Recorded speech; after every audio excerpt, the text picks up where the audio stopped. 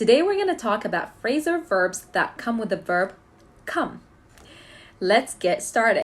When I was preparing for this lesson, I thought there are lots of phrasal verbs used with come, so I didn't know what to pick for you. So I tried my best to pick the phrasal verbs that you may hear a lot, that commonly used by native speakers, and that you might need to use in your everyday language. Phrasal verb number 1 is to come across.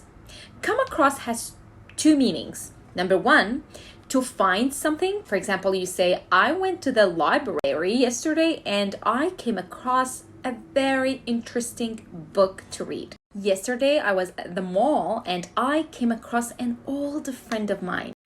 Come across has another meaning, which means to give your impression or appearance. For example, when I first saw John, he came across a little arrogant, but he was nice. Let's move to the next one, to come from. And this is an important phrasal verb, especially when you want to introduce yourself to someone. So you may say, I come from Syria, or she comes from a wealthy family. Next, to come up with, and that's an inseparable phrasal verb.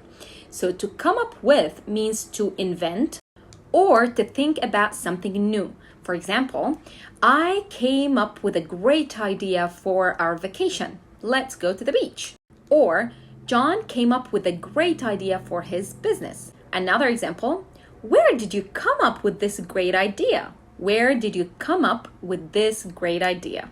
And here it means that you are impressed about the idea that someone have just said. And the last one for today is to come around. To come around means to change opinions. For example, you say, after hours and hours of arguing with my husband, he finally came around. Let's do some exercises to recap. I came some old friends at the party. I came across some older friends at the party, which means you found older friends of you at the party. We need some new creative ideas for our story. So we need to come up with some creative ideas for our story. Memorizing and remembering and also using phrasal verbs sometimes is tricky because it's not always easy to remember all the phrasal verbs and what they mean. So the more you practice, the better you become with the phrasal verbs. The more you interact with native speakers and use and listen to them while talking, the more you feel that phrasal verbs are easy. So it's all about practicing and repeating when it comes to phrasal verbs.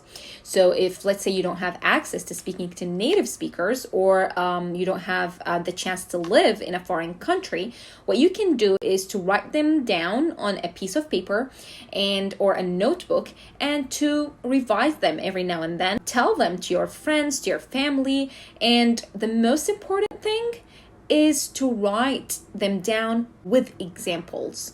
So do not just write the phrasal verb and its meaning in Arabic. Try to write the phrasal verb and its definition in English, and then write it down in a sentence. That way you understand the phrasal verb and it sticks to your mind, and also it makes it easier for you to use them fluently when speaking.